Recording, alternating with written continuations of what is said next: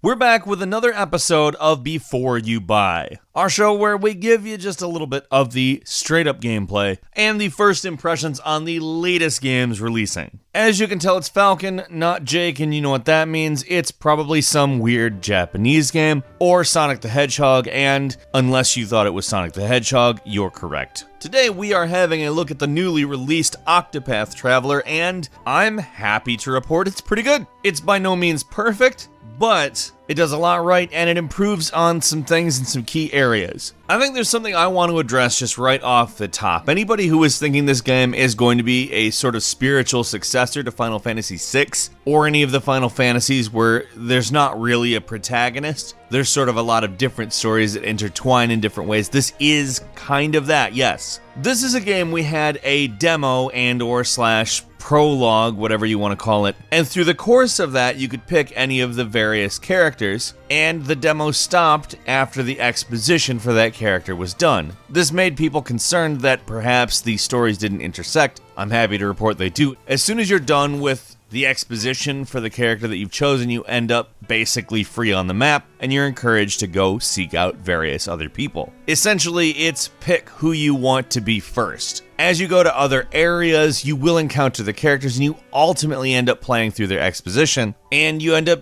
being able to build a party featuring the various people that you're able to choose from at the start. Their stories do intertwine, and it's pretty good. I've not finished the game. I've gotten a ways in. I'm not going to really do a lot of spoilery stuff, but I want to say that something this weirdly kind of reminded me of was Game of Thrones. In theory, you can intertwine their stories however much you want, but ultimately, it's a bunch of individual stories that are designed to be able to intertwine, but have sort of a real reason to exist. At least that's what it feels like so far. Everyone feels like they're building towards something, and let's just go ahead and say this, even though the exposition of some of the characters is downright tedious, I'm gonna go ahead and just point out Syrus right off. The Scholar. His first hour is just pain. But once you get going with him even, it's great. Each of the characters have different abilities that can be applied in battle. They also have various abilities that can apply in the overworld. Syrus, for instance, has actual logic puzzles to solve that reminded me of, I want to say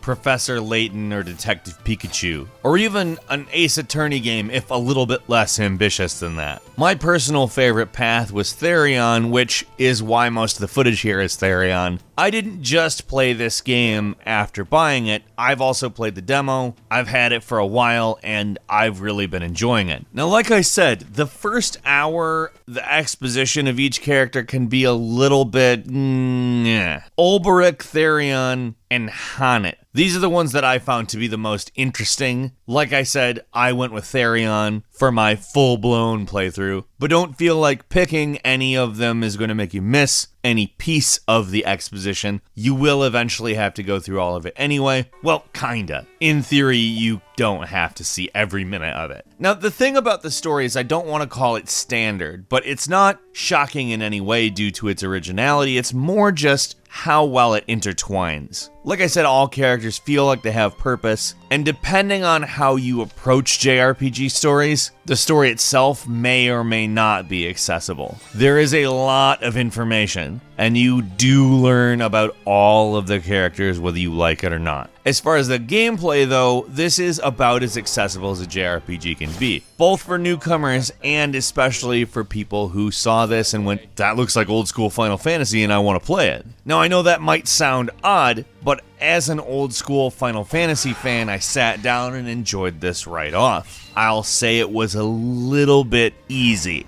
until you hit bosses. Then it's a little bit hard. I also kind of think that there are times when I kind of passed by the battling instead of doing all of it, which made the bosses harder than they needed to be, which may be a bit of a problem. It is kinda grindy. It's not that you have to fight all the time, it's that you really should if you want to be able to clear the bosses. I've done a few thus far, and considering every single character starts at 1, and you do have to level them up, you do need to do the grinding, and whatever you want to call the dungeons, the areas, the whatever, they're not that different. Just a few branching paths that eventually lead you to a boss, sometimes puzzles. But in my about 6 to 7 hours of playing so far, not a ton of variety. This to me comes off as kind of a little disappointing considering how well connected the story is, even if sometimes a bit hokey.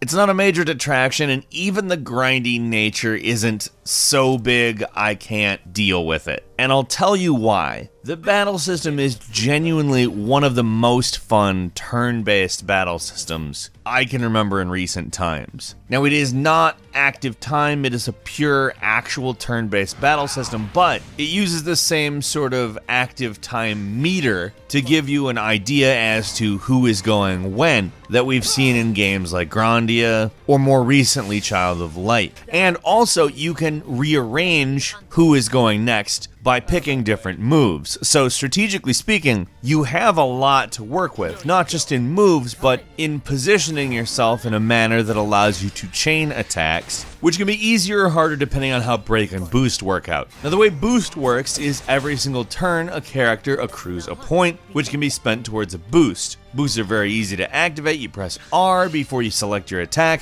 and it doubles the attack. This is essentially something you want to do strategically to maneuver your turns and the order they execute in, as well as deal more damage at specific points. What points, you might ask? Well, the enemies all have defenses up until you break through them. Now, certain attacks they'll be more weak to, and certain attacks they'll be less weak to. That's pretty standard stuff. As you discover what they are weak to, it shows you underneath so that you can keep track of what you're doing. Very easy. But if you deal enough damage with something they're weak, it breaks through their defenses, they're weaker, and that's the time you should probably use a boost. Ultimately, it doesn't take very long to grasp this, and as soon as you start using it very strategically, you will start coming out ahead in battles very easily. You can end up chaining a lot of turns together just by the interaction between the boost system, break system, and strategically alternating the turns. Now, this is basically a linear and a non-linear game at once, so some people aren't going to love the structure. And also, some people, depending on what they want out of a JRPG, are going to either find the first hour of every character really great and super charming, or they're going to find it grating as all hell. I actually found most of the characters grating as all hell for the first hour, but then again, I played the prologue, and I played several of the characters in the prologue, so having to go through that stuff again as I was linking all of the adventures together was But it's one of the few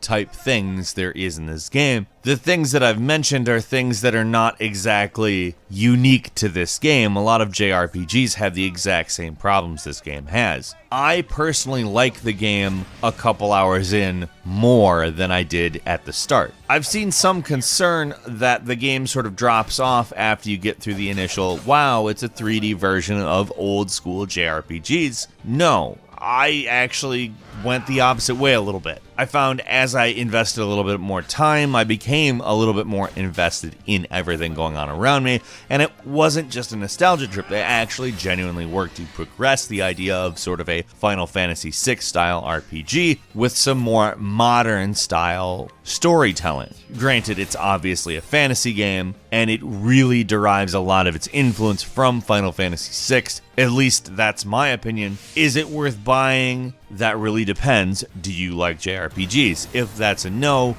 it's not worth buying. If it's a yes, this is probably the best JRPG, probably one of the best Switch games that's out, and I'm super excited to be playing it. I will be finishing this. I don't care if it takes me 50, 60 hours. I'm gonna go through every moment I can. I'm hoping it has some replay value. We'll see. As of now, I'm just gonna say that like an old school Squaresoft style RPG that isn't just competent or even good, I would call it great. Not the best, but certainly more than homage and more than a fan game. Or really just, let's expand it, a great full-scale single-player game right now. It's really refreshing to see. And I really think it's worth your time if you're a fan of this genre. It just does it right, and it adds something to it that I think makes it exciting and fun and just a great journey. Anyone else playing Octopath Traveler? Let us know what you think. We'll meet you in the comments section. We're really looking forward to what you have to say. And if you like what we had to say, click the like button. If you're not subscribed, now's a great time to do so. We upload brand new videos every day of the week, and the best way to see them first is, of course, a subscription. As always, thank you very much for watching this video. I'm Falcon. You can follow me on Twitter at FalconTheHero. We'll see you next time, right here on gameranx.